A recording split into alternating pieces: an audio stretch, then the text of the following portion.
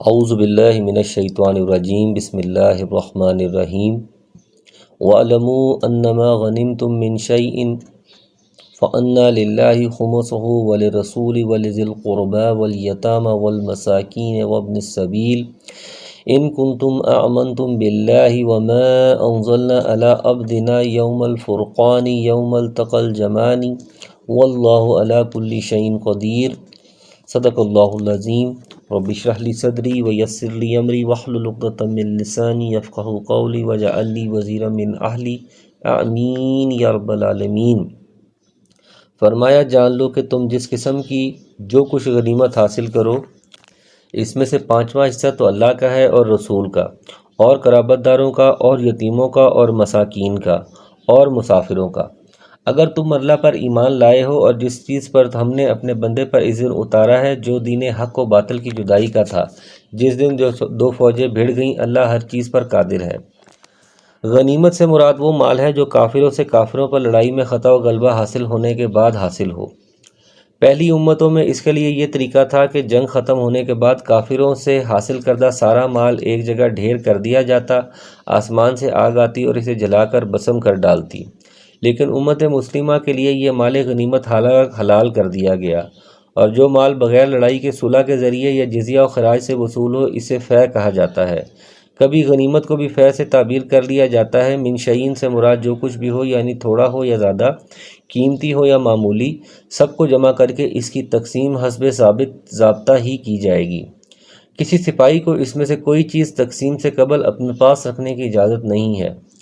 اللہ کا لفظ تو بطور تبرک نیز اس لیے ہے کہ ہر چیز کا اصل مالک وہی ہے اور حکم بھی اسی کا چلتا ہے۔ مراد اللہ اور اس کے رسول کے حصے سے ایک ہی ہے، یعنی سارے مال غنیمت کے 5 حصے کر کے 4 حصے تو ان مجاہدین میں تقسیم کیے جائیں گے جنہوں نے جنگ میں حصہ لیا۔ ان میں بھی پیادہ کو 1 حصہ اور سوار کو 3 گنا حصہ ملے گا۔ 5واں حصہ جسے عربی میں خمس کہتے ہیں کہا جاتا ہے کہ اس کے پھر 5 حصے کیے جائیں گے۔ 1 حصہ رسول اللہ صلی اللہ علیہ وسلم کا، اور آپ صلی اللہ علیہ وسلم کے بعد اسے مفاد عامہ میں خرچ کیا جائے گا، جیسا کہ خود آپ صلی اللہ علیہ وسلم بھی یہ حصہ مسلمانوں پر ہی خرچ فرماتے تھے، بلکہ آپ صلی اللہ علیہ وسلم نے فرمایا بھی ہے والخمس مردود علیکم، یعنی میرا جو 5واں حصہ ہے وہ مسلمانوں کے لیے مصالح پر ہی خرچ ہوتا ہے۔ دوسرا حصہ رسول اللہ صلی اللہ علیہ وسلم کے قرابت داروں کا، پھر یتیموں کا اور مسکینوں کا اور مسافروں کا، اور کہا جاتا ہے کہ یہ خمس حسب ضرورت خرچ کیا جائے گا۔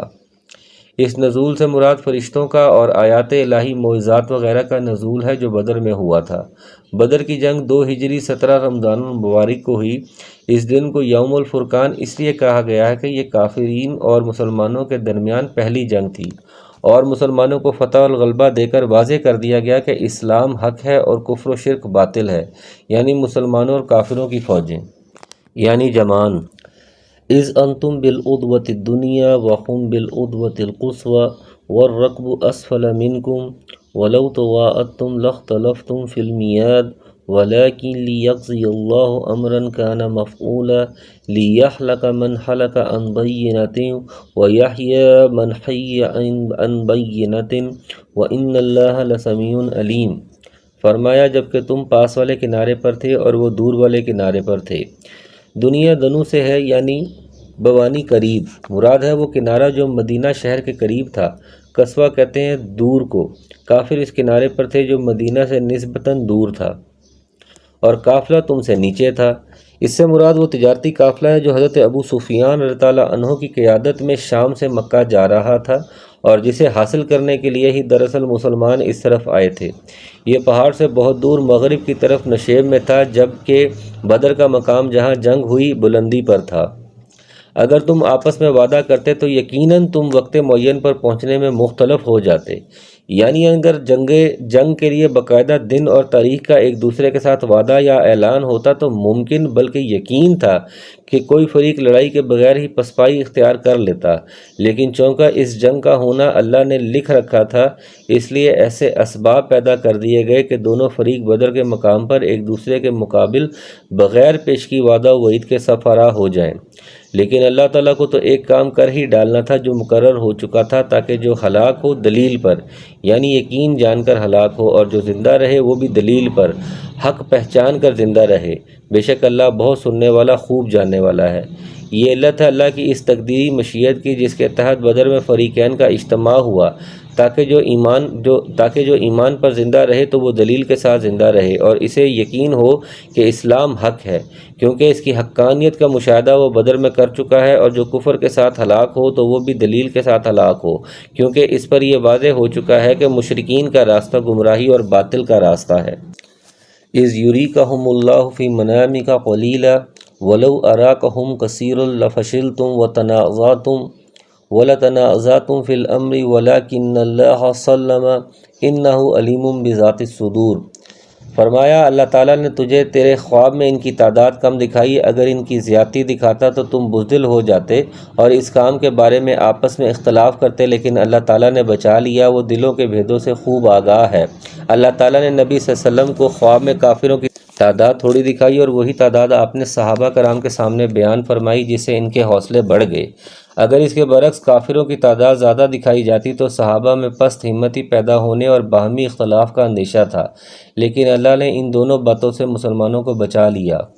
وَإِذْ يُرِيكُمُوهُمْ إِذْ الْتَقَيْتُمْ فِي أَعْيُنِكُمْ قَلِيلًا وَيُقَلِّلُكُمْ فِي أَعْيُنِهِمْ لِيَقْضِيَ اللَّهُ أَمْرًا كَانَ مَفْعُولًا وَإِلَى اللَّهِ تُرْجَعُ الْأُمُورُ۔ فرمایا جبکہ اس نے بوقت ملاقات تمہیں ان کی نظروں میں بہت کم دکھایا اور تمہیں ان کی نگاہوں میں کم دکھایا، تاکہ اللہ تعالیٰ اس کام کو انجام تک پہنچا دے جو کرنا ہی تھا، اور سب کام اللہ ہی کی طرف پھیرے جاتے ہیں، تاکہ وہ کافر بھی تم سے خوف کھا کر پیچھے نہ ہٹیں۔ پہلا واقعہ خواب کا تھا اور یہ دکھلانا عین قتال کے وقت تھا، جیسا کہ الفاظ قرآنی سے واضح ہے۔ تاہم یہ معاملہ ابتدا میں تھا، لیکن جب باقاعدہ لڑائی شروع ہوگی تو پھر کافروں کو مسلمان اپنے سے دگنا نظر آتے تھے، جیسا کہ سورہ آل عمران کی آیت نمبر 13 سے معلوم ہوتا ہے۔ بعد میں زیادہ دکھانے کی حکمت یہ نظر آتی ہے کہ کثرت دیکھ کر ان کے اندر مسلمانوں کا خوف اور دہشت اور ہیبت بیٹھ جائے، جس سے ان کے اندر بزدلی اور پس ہمتی پیدا ہو۔ اس کے برعکس پہلے کم دکھانے میں حکمت یہ تھی کہ وہ لڑنے سے گریز نہ کریں۔ اس سب کا مقصد یہ تھا کہ اللہ تعالیٰ نے جو فیصلہ کیا ہوا تھا وہ پورا ہو جائے، اس لیے اس نے اس کے اسباب پیدا فرمائے۔ یا ایھا الذین آمنوا اذا لقیتم فئۃ فاثبتوا واذکروا اللہ کثیرا لعلکم تفلحون۔ فرمایا اے ایمان والو، جب تم کسی مخالف فوج سے بھڑ جاؤ تو ثابت قدم رہو اور بکثرت اللہ کو یاد کرو تاکہ تمہیں کامیابی حاصل ہو۔ اب مسلمانوں کو لڑائی کے وہ آداب بتائے جا رہے ہیں جن کو دشمن سے مقابلے کے وقت مضبوط خاطر رکھنا ضروری ہے۔ سب سے پہلی بات ثبات قدمی اور استقلال ہے، کیونکہ اس کے بغیر میدان جنگ میں ٹھہرنا ممکن ہی نہیں ہے۔ تاہم اس سے تحرف اور تحیز کی دو صورتیں مستثنیٰ ہوں گی جن کی پہلے وضاحت آ چکی ہے۔ بعض دفعہ ثبات قدمی کے لیے بھی تحرف یا تحیز ناگزیر ہوتا ہے۔ دوسری ہدایت یہ ہے کہ اللہ کو کثرت سے یاد کرو تاکہ مسلمان اگر تھوڑے ہوں تو اللہ کی مدد کے طالب رہیں، اور اللہ بھی کثرت ذکر کی وجہ سے ان کی طرف متوجہ رہے، اور اگر مسلمان تعداد میں زیادہ ہوں تو کثرت کی وجہ سے ان کے اندر عجب اور غرور پیدا نہ ہو، بلکہ اصل توجہ اللہ کی امداد ہی پر رہے۔ وَأَطِیعُوا اللَّهَ وَرَسُولَهُ وَلَا تَنَازَعُوا فَتَفْشَلُوا وَتَذْهَبَ رِیحُکُمْ وَاصْبِرُوا إِنَّ اللَّهَ مَعَ الصَّابِرِینَ۔ فرمایا اللہ کی اور اس کے رسول کی فرما برداری کرتے رہو، آپس میں اختلاف نہ کرو ورنہ بزدل ہو جاؤ گے اور تمہاری ہوا اکھڑ جائے گی، اور صبر و سہار رکھو، یقیناً اللہ تعالیٰ صبر کرنے والوں کے ساتھ ہے۔ تیسری ہدایت اللہ اور اس کے رسول کی اطاعت۔ ظاہر بات ہے کہ ان نازک حالات میں اللہ اور رسول کی نافرمانی کتنی سخت خطرناک ہو سکتی ہے، اس لیے ایک مسلمان کے لیے ویسے تو ہر حالت میں اللہ اور اس کے رسول کی اطاعت ضروری ہے، تاہم میدان جنگ میں اس کی اہمیت دو چند ہو جاتی ہے، اور اس موقع پر تھوڑی سی بھی نافرمانی یا ڈسپلن کی خلاف ورزی اللہ کی مدد سے محرومی کا باعث بن سکتی ہے۔ چوتھی ہدایت کہ آپس میں تنازع اور اختلاف نہ کرو، اس سے تم بزدل ہو جاؤ گے اور ہوا اکھڑ جائے گی۔ پانچویں ہدایت کہ صبر کرو، یعنی جنگ میں کتنی بھی شدت آ جائے، تمہیں کتنے بھی کٹھن مراحل سے گزرنا پڑے، لیکن صبر کا دامن ہاتھ سے نہ چھوٹے۔ نبی صلی اللہ علیہ وسلم نے بھی ایک حدیث میں فرمایا، لوگوں دشمنوں سے مدھیڑ کی آرزو مت کرو اور اللہ سے عافیت مانگا کرو، تاہم جب کبھی دشمن سے لڑائی کا موقع پیدا ہو جائے تو صبر کرو، یعنی جم کر لڑو اور جان لو کہ جنت تلواروں کے سائے تلے ہے۔ وَلَا تَكُونُوا كَالَّذِينَ خَرَجُوا مِن دِيَارِهِمْ بَطَرًا وَرِئَاءَ النَّاسِ وَيَصُدُّونَ عَن سَبِيلِ اللَّهِ وَاللَّهُ بِمَا يَعْمَلُونَ مُحِيطٌ۔ فرمایا ان لوگوں جیسے نہ بنو جو اتراتے ہوئے اور لوگوں میں خود نمائی کرتے ہوئے اپنے گھروں سے چلے اور اللہ کی راہ سے روکتے تھے۔ جو کچھ وہ کر رہے ہیں اللہ اسے گھیر لینے والا ہے۔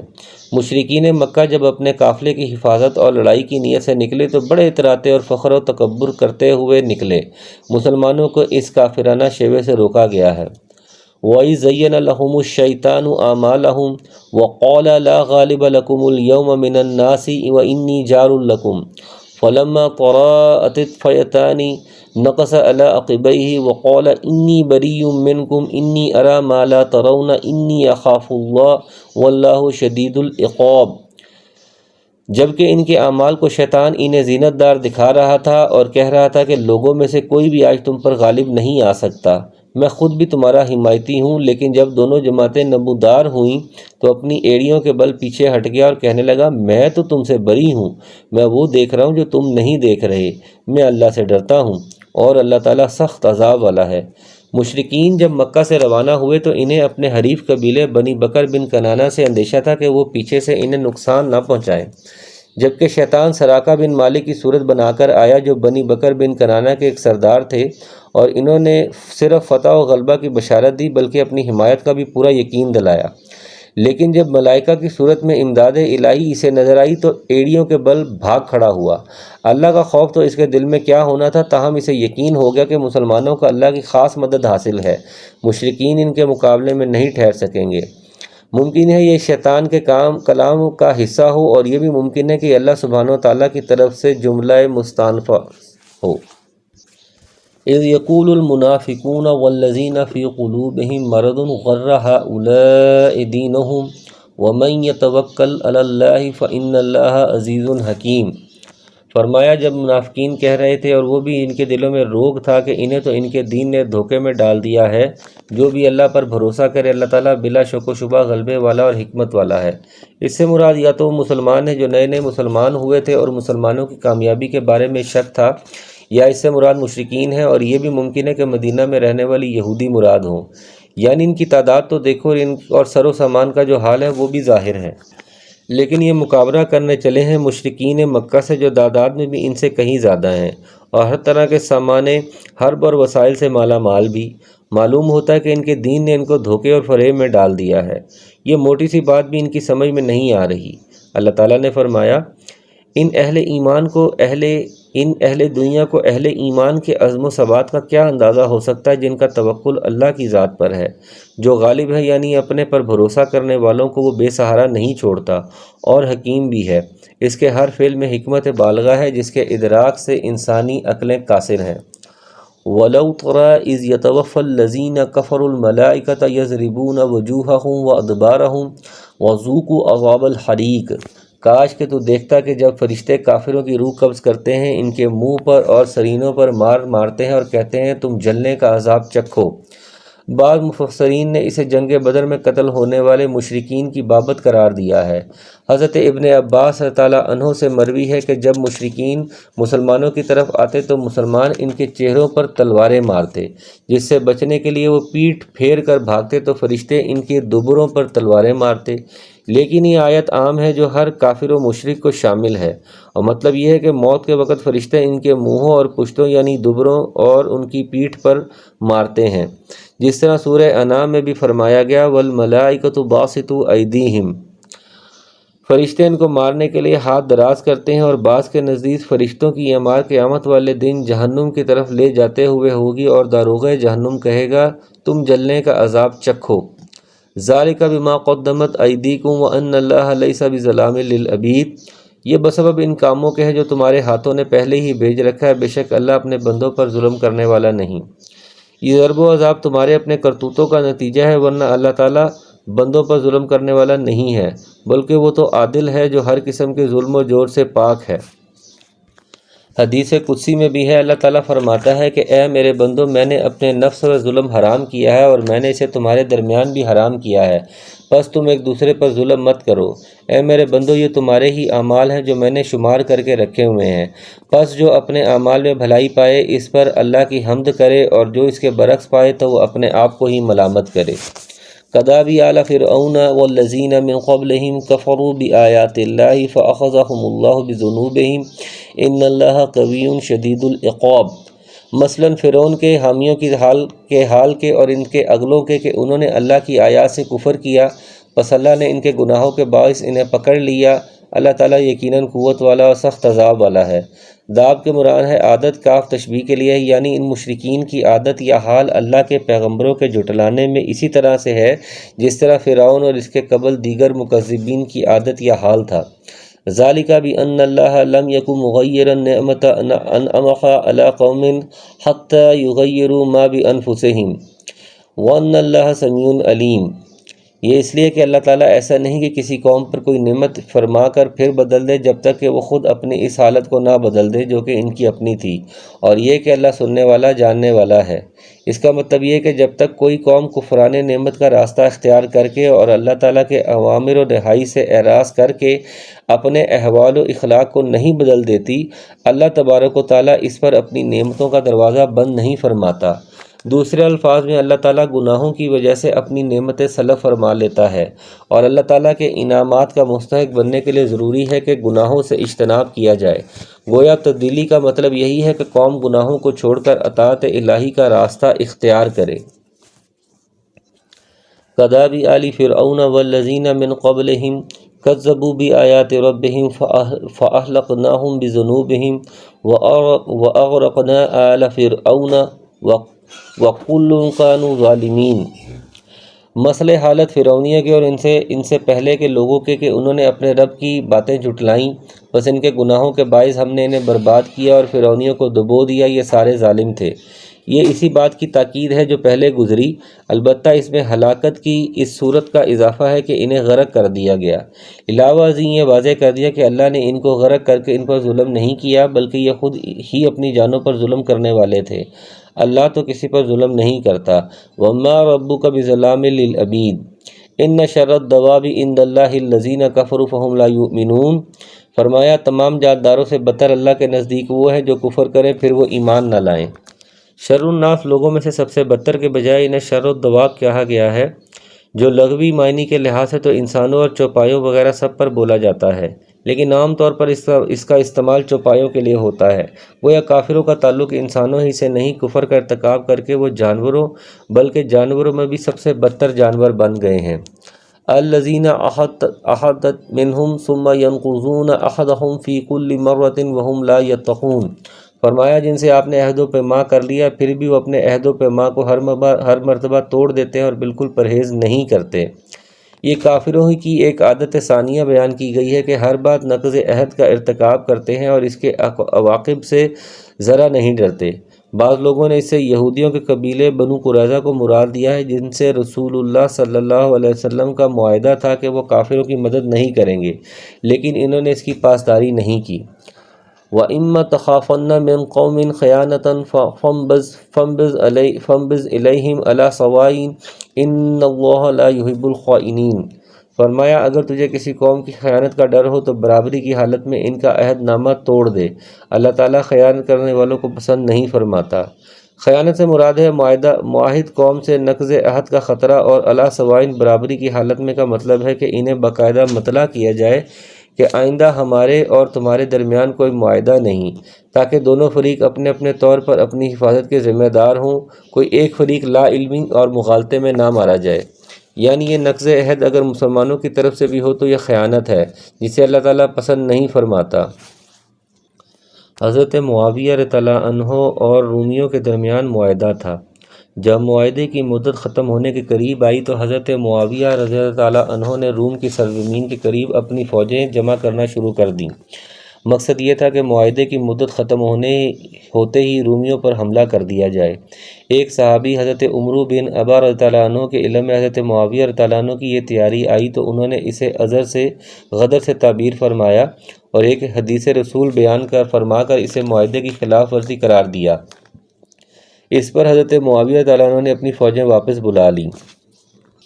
وَلَا يَحْسَبَنَّ الَّذِينَ كَفَرُوا وَصَبَقُوا إِنَّهُمْ لَا يُعْجِزُونَ، کافر یہ خیال نہ کریں کہ وہ بھاگ نکلے، یقیناً وہ عاجز نہیں کر سکتے۔ وَأَعِدُّوا لَهُم مَّا اسْتَطَعْتُم مِّن قُوَّةٍ وَمِن رِّبَاطِ الْخَيْلِ، فرمایا تم ان کے مقابلے کے لیے اپنی طاقت بھر قوت کی تیاری کرو اور گھوڑوں کے تیار رکھنے کی۔ تُرْہِبُونَ بِهِ عَدُوَّ اللَّهِ وَعَدُوَّكُمْ وَآخَرِينَ مِن دُونِهِمْ لَا تَعْلَمُونَهُمْ اللَّهُ يَعْلَمُهُمْ وَمَا تُنْفِقُوا مِن شَيْءٍ فِي سَبِيلِ اللَّهِ يُوَفَّى إِلَيْكُمْ وَأَنْتُمْ لَا تُظْلَمُونَ، اس سے تم اللہ کے اور اپنے دشمنوں کو خوفزدہ کر رکھ سکتے ہو، اور ان کے سوا اوروں کو بھی جنہیں تم نہیں جانتے اللہ انہیں خوب جان رہا ہے۔ جو کچھ بھی اللہ کی راہ میں صرف کرو گے وہ تمہیں پورا پورا دیا جائے گا، تمہارا حق نہ مارا جائے گا۔ قوہ کی تفسیر نبی صلی اللہ علیہ وسلم سے ثابت ہے، یعنی تیر اندازی، کیونکہ اس دور میں یہ بہت بڑا جنگی ہتھیار اور نہایت اہم فن تھا۔ جس طرح گھوڑے جنگ کے لیے ناگزیر ضرورت تھے، جیسا کہ اس آیت سے بھی واضح ہے، لیکن اب تیر اندازی اور گھوڑوں کی یہ جنگی اہمیت اور افادیت و ضرورت باقی نہیں رہی، اس لیے وَأَعِدُّوا لَهُم مَّا اسْتَطَعْتُم کے تحت آج کل کے جنگی ہتھیار مثلاً میزائل، ٹینک، بم اور جنگی جہاز اور بحری جنگ کے لیے آبدوزیں وغیرہ کی تیاری ضروری ہے۔ وَإِن جَنَحُوا لِلسَّلْمِ فَاجْنَحْ لَهَا وَتَوَكَّلْ عَلَى اللَّهِ إِنَّهُ هُوَ السَّمِيعُ الْعَلِيمُ، اگر وہ صلح کی طرف جھکے تو بھی صلح کی طرف جھک جا اور اللہ پر بھروسہ رکھ، یقیناً وہ بہت زیادہ سننے والا اور جاننے والا ہے۔ یعنی اگر حالت جنگ کے بجائے صلح کے متقاضی ہوں اور دشمن بھی مائل بصلح ہو تو صلح کر لینے میں کوئی حرج نہیں۔ اگر صلح سے دشمن کا مقصد دھوکہ اور فریب ہو تب بھی گھبرانے کی ضرورت نہیں۔ اللہ پر بھروسہ رکھیں، یقیناً اللہ دشمنوں کے فریب سے بھی محفوظ رکھے گا اور وہ آپ کو کافی ہے۔ لیکن صلح کی اجازت ایسے حالات میں ہے جب مسلمان کمزور ہوں اور صلح میں اسلام اور مسلمانوں کا مفاد ہو، لیکن جب معاملہ اس کے برعکس ہو، مسلمان قوت و وسائل میں ممتاز ہوں اور کافر کمزور اور ہزیمت خوردہ، تو اس صورت میں صلح کے بجائے کافروں کی قوت و شوکت کو توڑنا ضروری ہے۔ وَقَاتِلُوهُمْ حَتَّى لَا تَكُونَ فِتْنَةٌ وَيَكُونَ الدِّينُ كُلُّهُ لِلَّهِ وَإِن يُرِيدُوا أَن يَخْدَعُوكَ فَإِنَّ حَسْبَكَ اللَّهُ هُوَ الَّذِي أَيَّدَكَ بِنَصْرِهِ وَبِالْمُؤْمِنِينَ، فرمایا اگر وہ آپ سے دغا بازی کرنا چاہیں گے تو اللہ آپ کے لیے کافی ہے، اسی نے اپنی مدد سے اور مومنوں سے آپ کی تائید فرمائی ہے۔ وَأَلَّفَ بَيْنَ قُلُوبِهِمْ لَوْ أَنفَقْتَ مَا فِي الْأَرْضِ جَمِيعًا مَا أَلَّفْتَ بَيْنَ قُلُوبِهِمْ وَلَكِنَّ اللَّهَ أَلَّفَ بَيْنَهُمْ إِنَّهُ عَزِيزٌ حَكِيمٌ، فرمایا ان کے دلوں میں باہمی الفت بھی اسی نے ڈالی ہے۔ زمین میں جو کچھ ہے تو اگر سارا کا سارا بھی خرچ کر ڈالتے تو بھی ان کے دل میں آپس میں نہ ملا سکتے، یہ تو اللہ ہی ہے، اللہ ہی نے ان میں الفت ڈال دی ہے، وہ غالب حکمتوں والا ہے۔ ان آیات میں اللہ تعالیٰ نے نبی صلی اللہ علیہ وسلم اور مومنین پر جو احسانات فرمائے ہیں، ان میں سے ایک بڑا احسان کا ذکر فرمایا ہے، وہ یہ کہ نبی صلی اللہ علیہ وسلم کی مومنین کے ذریعے سے مدد فرمائی، وہ آپ کے دست و بازو اور محافظ و معاون بن گئے۔ مومنین پر یہ احسان فرمایا کہ ان کے درمیان پہلے جو عداوت و دشمنی تھی اسے محبت و الفت میں تبدیل فرما دیا۔ پہلے وہ ایک دوسرے کے خون کے پیاسے تھے، اب ایک دوسرے کے لیے جانثار بن گئے۔ پہلے ایک دوسرے کے دلی دشمن تھے، اب آپس میں رحیم و شفیق ہو گئے۔ صدیوں پرانی باہمی عداوتوں کو اس طرح ختم کر کے باہم پیار اور محبت پیدا کر دینا، یہ اللہ تعالیٰ کی خاص مہربانی اور اس کی قدرت و مشیت کی کار فرمائی تھی، ورنہ یہ ایسا کام تھا کہ دنیا بھر کے خزانے بھی اس پر خرچ کر دیے جائیں تب بھی یہ گوہر مقصود حاصل نہ ہوتا۔ اللہ تعالیٰ نے اپنے اس احسان کا ذکر سورہ آل عمران اذ کنتم اعداء فألف بین قلوبکم میں بھی فرمایا ہے، اور نبی صلی اللہ علیہ وسلم نے بھی غنائم حنین کے موقع پر انصار سے خطاب کرتے ہوئے فرمایا، اے جماعت انصار، کیا یہ واقعہ نہیں ہے کہ تم گمراہ تھے، اللہ نے میرے ذریعے سے تمہیں ہدایت نصیب فرمائی، تم محتاج تھے، اللہ نے تمہیں میرے ذریعے سے خوشحال کر دیا، اور تم ایک دوسرے سے الگ الگ تھے، اللہ نے میرے ذریعے سے تمہیں آپس میں جوڑ دیا۔ نبی صلی اللہ علیہ وسلم جو بات کہتے، انصار اس کے جواب میں یہی کہتے، اللہ و رسولہ اعمن، اللہ اور اس کے رسول کے احسانات اس سے کہیں زیادہ ہیں۔ یا ایھا النبی حسبک اللہ ومن اتبعک من المؤمنین، فرمایا اے نبی آپ کے لیے اللہ کافی ہے اور ان مومنین کو جو آپ کی پیروی کر رہے ہیں۔ یا ایھا النبی حرض المؤمنین علی القتال ان یکن منکم عشرون صابرون یغلبوا مئتین وان یکن منکم مئۃ یغلبوا الفا من الذین کفروا بانہم قوم لا یفقہون۔ فرمایا اے نبی ایمان والوں کو جہاد کا شوق دلائیے، اگر تم میں 20 بھی صبر کرنے والے ہوں گے تو 200 پر غالب رہیں گے، اور اگر تم میں 100 ہوں گے تو 1000 کافروں پر غالب رہیں گے، اس واسطے کو بے سمجھ لوگ ہیں۔ تحریض کے معنی ہے ترغیب میں مبالغہ کرنا، یعنی خوب رغبت دلانا اور شوق پیدا کرنا۔ چنانچہ اس کے مطابق نبی صلی اللہ علیہ وسلم جنگ سے قبل صحابہ کو جہاد کی ترغیب دیتے اور ان کی فضیلت بیان فرماتے، جیسا کہ بدر کے موقع پر جب مشرکین اپنی بھاری تعداد اور بھرپور وسائل کے ساتھ میدان میں موجود ہوئے، آپ صلی اللہ علیہ وسلم نے فرمایا ایسی جنت میں جانے کے لیے کھڑے ہو جاؤ جس کی چوڑائی آسمانوں اور زمین کے برابر ہے۔ ایک صحابی عمیر بن حمام رضی اللہ عنہ نے فرمایا اس کی چوڑائی آسمانوں اور زمین کے برابر ہے؟ رسول اللہ صلی اللہ علیہ وسلم نے ہاں، اس پر بخ بخ کہا، یعنی خوشی کا اظہار کیا اور یہ امید ظاہر کی کہ میں بھی جنت میں جانے والوں میں سے ہوں گا۔ آپ صلی اللہ علیہ وسلم نے فرمایا تم اس میں جانے والوں میں سے ہوگے۔ چنانچہ انہوں نے اپنی تلوار کی میان توڑ ڈالی اور کھجوریں نکال کر کھانے لگے، پھر جو بچی ہاتھ سے پھینک دی اور کہا ان کے کھانے تک میں زندہ رہا تو یہ تو طویل زندگی ہوگی۔ پھر آگے بڑھے اور داد شجاعت دینے لگے، حتیٰ کہ عروس شہادت سے ہمکنار ہو گئے، رضی اللہ عنہ۔ الآن خفف اللہ عنکم وعلم ان فیکم ضعفا فإن یکن منکم مئۃ صابرۃ یغلبوا مئتین وإن یکن منکم الف یغلبوا الفین بإذن اللہ واللہ مع الصابرین۔ فرمایا اب اللہ تمہارا بوجھ ہلکا کرتا ہے، وہ خوب جانتا ہے کہ تم میں ناتوانی ہے، تم کمزور ہو، پس اگر تم میں سے 100 صبر کرنے والے ہوں گے تو وہ 200 پر غالب رہیں گے، اور اگر تم میں سے 1000 ہوں گے تو وہ اللہ کے حکم سے 2000 پر غالب رہیں گے، اللہ صبر کرنے والوں کے ساتھ ہے۔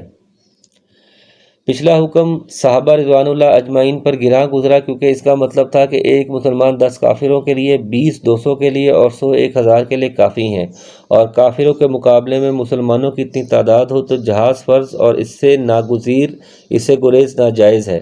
چنانچہ اللہ تعالیٰ نے اس میں تخفیف فرما کر 1 اور 10 کا تناسب کم کر کے 1 2 کا تناسب کر دیا۔ یہ کہہ کر صبر و ثبات قدمی کی اہمیت بیان فرما دی کہ اللہ کی مدد حاصل کرنے کے لیے اس کا اہتمام ضروری ہے۔ ما کان لنبی ان یقول له اسرى حتى یسخن فی الارض تریدون ارض الدنیا واللہ یرید الآخرہ واللہ عزیز حکیم۔ فرمایا نبی کے ہاتھ میں قیدی نہیں چاہیے جب تک کہ ملک میں اچھی خونریزی کی جنگ نہ ہو جائے۔ تم تو دنیا کا مال چاہتے ہو اور اللہ کا ارادہ آخرت ہے، اور اللہ زوراور باحکمت ہے۔ جنگ بدر میں 70 کافر مارے گئے اور 70 ہی قیدی بنا لیے گئے۔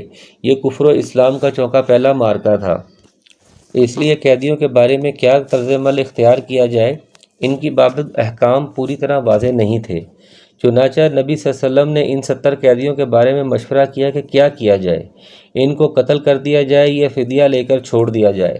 جواز کی حد تک دونوں ہی باتوں کی گنجائش تھی، اس لیے دونوں ہی باتیں زیر غور آئیں، لیکن بعض دفعہ جواز و عدم جواز سے قطع نظر حالات و ظروف کے اعتبار سے زیادہ بہتر صورت اختیار کرنے کی ضرورت ہوتی ہے۔ یہاں بھی ضرورت زیادہ بہتر صورت اختیار کرنے کی تھی، لیکن جواز کو سامنے رکھتے ہوئے کمتر صورت اختیار کر لی گئی، جس پر اللہ تعالیٰ کی طرف سے عتاب نازل ہوا۔ مشورے میں حضرت عمر رضی اللہ عنہ وغیرہ نے یہ مشورہ دیا کہ کفر کی قوت و شوکت توڑنے کے لیے ضروری ہے کہ ان قیدیوں کو قتل کر دیا جائے، کیونکہ یہ کفر اور کافروں کے سرغنہ ہیں، یہ آزاد ہو کر اسلام اور مسلمانوں کے خلاف زیادہ سازشیں کریں گے۔ جبکہ حضرت ابوبکر رضی اللہ عنہ وغیرہ کی رائے اس کے برعکس یہ تھی کہ فدیہ لے کر انہیں چھوڑ دیا جائے اور اس مال سے آئندہ جنگ کی تیاری کی جائے۔ نبی صلی اللہ علیہ وسلم نے اسی رائے کو پسند فرمایا، جس پر یہ اور اس کے بعد کی آیت نازل ہوئی۔ حتیٰ یسخن فی الارض کا مطلب ہے کہ اگر ملک میں کفر کا غلبہ ہے، جیسے کہ اس وقت عرب میں کفر کا غلبہ تھا، تو کافروں کی خونریزی کر کے کفر کی قوت کو توڑنا ضروری ہے۔ اس نقطے کو نظر انداز کر کے تم نے جو فدیہ قبول کیا ہے تو گویا زیادہ بہتر صورت کو چھوڑ کر کمتر صورت کو اختیار کیا ہے، جو تمہاری غلطی ہے۔ بعد میں جب کفر کا غلبہ ختم ہو گیا تو قیدیوں کے بارے میں امام وقت تو اختیار دے دیا گیا کہ وہ چاہے تو قتل کر دے، فدیہ لے کر چھوڑ دے یا مسلمان قیدیوں کے ساتھ تبادلہ کر لے، اور چاہے تو ان کو غلام بنا لے۔ حالات و ظروف کے مطابق کوئی بھی صورت اختیار کرنا جائز ہے۔ لولا کتاب من اللہ سبق لمسکم فیما اخذتم عذاب عظیم، اگر پہلے ہی سے اللہ کی طرف سے بات لکھی ہوئی نہ ہوتی تو جو کچھ تم نے لیا ہے اس کے بارے میں تمہیں کوئی بڑی سزا دی جاتی۔ اس میں مفسرین کا اختلاف ہے کہ یہ لکھی ہوئی بات کیا تھی۔ بعض نے کہا کہ اس سے مال غنیمت کی حلت مراد ہے، یعنی چوکہ یا نوشتہ تقدیر تھا کہ مسلمانوں کے لیے مال غنیمت حلال ہوگا، اس لیے تم نے فدیہ لے کر ایک جائز کام ہی کیا ہے۔ اگر ایسا نہ ہوتا تو فدیہ لینے کی وجہ سے تمہیں عذاب عظیم پہنچتا۔ بعض نے اہل بدر کی مغفرت اس سے مراد لی، بعض نے رسول اللہ صلی اللہ علیہ وسلم کی موجودگی کو عذاب میں مانع ہونا مراد لیا ہے وغیرہ۔ فَقُلُوا مِمَّا غَنِمْتُمْ حَلَالًا طَيِّبًا وَاتَّقُوا اللَّهَ إِنَّ اللَّهَ غَفُورٌ رَحِيمٌ، پس جو کچھ حلال اور پاکیزہ غنیمت تم نے حاصل کی ہے خوب کھاؤ پیو اور اللہ سے ڈرتے رہو، یقیناً اللہ تبارک و تعالیٰ غفور و رحیم ہے۔ اس میں مال غنیمت کی حلت و پاکیزگی بیان کر کے فدیے کا جواز بیان فرما دیا گیا، جس سے اس امر کی تاکید ہوتی ہے کہ لکھی ہوئی بات سے مراد شاید یہی حلت غنائم ہی ہے۔ یا ایھا النبی قل لمن فی ایدیکم من الاسری ان یعلم اللہ فی قلوبکم خیرا یؤتیکم خیرا مما اخذ منکم ویغفر لکم واللہ غفور رحیم، فرمایا اے نبی اپنے ہاتھ تلے کے قیدیوں سے کہہ دیجیے کہ اگر اللہ تعالیٰ تمہارے دلوں میں نیک نیکتی دیکھے گا تو جو کچھ تم سے لیا گیا اس سے بہتر تمہیں دے گا، اور پھر گناہ بھی معاف فرمائے گا، اور اللہ بخشنے والا مہربان ہے۔ یعنی اسلام اور ایمان لانے کی نیت اور اسے قبول کرنے کا جذبہ، یعنی کہ جو فدیہ تم سے لیا گیا ہے اس سے بہتر تمہیں اللہ تعالیٰ قبول اسلام کے بعد عطا فرما دے گا، چنانچہ ایسا ہی ہوا۔ حضرت عباس رضی اللہ عنہ وغیرہ جو ان قیدیوں میں تھے مسلمان ہو گئے تو اس کے بعد اللہ نے انہیں دنیاوی مال و دولت سے خوب نوازا۔ وَإِن يُرِيدُوا خِيَانَتَكَ فَقَدْ خَانُوا اللَّهَ مِن قَبْلُ فَأَمْكَنَ مِنْهُمْ وَاللَّهُ عَلِيمٌ حَكِيمٌ، فرمایا اگر وہ آپ سے خیانت کا خیال کریں گے تو یہ تو اس سے پہلے خود اللہ کی خیانت کر چکے، آخر اس نے انہیں گرفتار کرا دیا، اور اللہ علم و حکمت والا ہے۔ یعنی زبان سے تو اظہار اسلام کر دیں لیکن مقصد دھوکہ دینا ہو، تو اس سے قبل انہوں نے کفر و شرک کا ارتکاب کر کے کیا حاصل کیا؟ یہی کہ وہ مسلمانوں کے قیدی بن گئے، اس لیے آئندہ بھی اگر وہ شرک کے راستے پر قائم رہے تو اس سے مزید ذلت اور رسوائی کے سوا انہیں کچھ اور حاصل نہیں ہوگا۔ ان الذین آمنوا وہاجروا وجاہدوا باموالہم وانفسہم فی سبیل اللہ والذین آووا ونصروا اولئک بعضهم اولیاء بعض والذین آمنوا ولم یہاجروا ما لکم من ولایتہم من شیء حتی یہاجروا وان استنصروکم فی الدین فعلیکم النصر الا علی قوم بینکم وبینہم میثاق واللہ بما تعملون بصیر، فرمایا جو لوگ ایمان لائے اور ہجرت کی اور اپنے مالوں اور جانوں سے اللہ کی راہ میں جہاد کیا، اور جن لوگوں نے ان کو پناہ دی اور ان کی مدد کی، یہ سب آپس میں ایک دوسرے کے رفیق ہیں، اور جو ایمان تو لائے لیکن ہجرت نہیں کی کہ تمہارے لیے ان کی کچھ بھی رفاقت نہیں جب تک کہ وہ ہجرت نہ کریں۔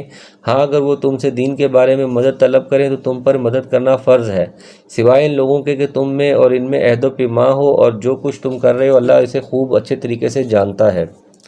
یہ صحابہ مہاجرین کہلاتے ہیں جو فضیلت میں صحابہ میں اول نمبر پر ہیں، یہ انصار کہلاتے ہیں یعنی فضیلت میں دوسرے نمبر پر ہیں، یعنی ایک دوسرے کے حمایتی اور مددگار ہیں، اور بعض نے کہا ہے کہ ایک دوسرے کے وارث ہیں، جیسا کہ ہجرت کے بعد رسول اللہ صلی اللہ علیہ وسلم نے ایک ایک مہاجر اور ایک ایک انصاری کے درمیان رشتہ اخوت قائم فرما دیا تھا، حتیٰ کہ وہ ایک دوسرے کے وارث بھی بنتے تھے۔ صحابہ کی تیسری قسم ہے جو مہاجرین و انصار کے علاوہ ہی مسلمان ہونے کے بعد اپنے ہی علاقوں اور قبیلوں میں مقیم رہے، اس لیے فرمایا کہ تمہاری حمایت یا وراثت کے وہ مستحق نہیں۔ مشرکین کے خلاف اگر ان کو تمہاری مدد کی ضرورت پیش آ جائے تو پھر ان کی مدد کرنا ضروری ہے۔ ہاں اگر وہ تم سے ایسی قوم کے خلاف مدد کے خواہش مند ہوں کہ تمہارے اور ان کے درمیان صلح کا اور جنگ کا کرنے کا معاہدہ ہے تو پھر ان مسلمانوں کی حمایت کے مقابلے معاہدے کی پاسداری زیادہ ضروری ہے۔ والذین کفروا بعضهم اولیاء بعض الا تفعلوه تکن فتنة فی الارض وفساد کبیر، فرمایا کافر آپس میں ایک دوسرے کے رفیق ہیں، اگر تم نے ایسا نہ کیا تو ملک میں فتنہ ہوگا اور زبردست فساد ہو جائے گا۔ یعنی جس طرح کافر ایک دوسرے کے دوست اور حمایتی ہیں، اسی طرح اگر تم نے بھی ایمان کی بنیاد پر ایک دوسرے کی حمایت اور کافروں سے عدم موالات نہ کی تو پھر فتنہ اور فساد بڑا ہوگا۔ اور یہ کہ مومن اور کافر کے باہمی اختلاط اور محبت و موالات سے دین کے معاملے میں اشتباہ اور مداہنت پیدا ہوگی۔ بعض نے بعضہم اولیاء و بعض سے وارث ہونا مراد لیا ہے، یعنی کافر ایک دوسرے کے وارث ہیں۔ مطلب یہ ہے کہ ایک مسلمان کسی کافر کا اور کافر کسی مسلمان کا وارث نہیں ہے، جیسا کہ حدیث میں سے وضاحت سے بیان کر دیا گیا ہے۔ اگر تم وراثت میں کفر و ایمان کی نظر انداز کر کے محض قرابت کو سامنے رکھو گے تو اس سے بڑا فتنہ اور فساد پیدا ہوگا۔ والذین آمنوا وحاجروا وجاہدوا فی سبیل اللہ والذین آووا ونصروا اولئک هم المؤمنین حقا لہم مغفرۃ ورزق کریم۔ فرمایا جو لوگ ایمان لائے اور ہجرت کی اور اللہ کی راہ میں جہاد کیا، جنہوں نے پناہ دی اور پناہ اور مدد پہنچائی، یہی لوگ سچے مومن ہیں، ان کے لیے بخشش اور عزت کی روزی ہے۔ یہ مہاجرین و انصار کے انہی دو گروہوں کا تذکرہ ہے جو پہلے بھی گزرا ہے، یہاں دوبارہ ان کا ذکر ان کی فضیلت کے سلسلے میں ہے، جبکہ پہلے ان کا ذکر آپس میں ایک دوسرے کی حمایت و نصرت کا وجوب بیان کرنے کے لیے تھا۔ والذین آمنوا من بعد وحاجروا وجاہدوا معکم فاولئک منکم وأولو الارحام بعضهم اولی ببعض فی کتاب اللہ ان اللہ بکل شیء علیم۔ فرمایا جو لوگ اس کے بعد ایمان لائے اور ہجرت کی اور تمہارے ساتھ ہو کر جہاد کیا، پس یہ لوگ بھی تم میں سے ہی ہیں اور رشتے ناتے والے ان میں سے بعض سے زیادہ نزدیک ہیں اللہ کے حکم میں، بے شک اللہ تعالیٰ ہر چیز کا جاننے والا ہے۔ یہ ایک چوتھے گروہ کا ذکر ہے جو فضیلت میں پہلے دو گروہوں کے بعد اور تیسرے گروہ سے جنہوں نے ہجرت نہیں کی تھی پہلے ہے۔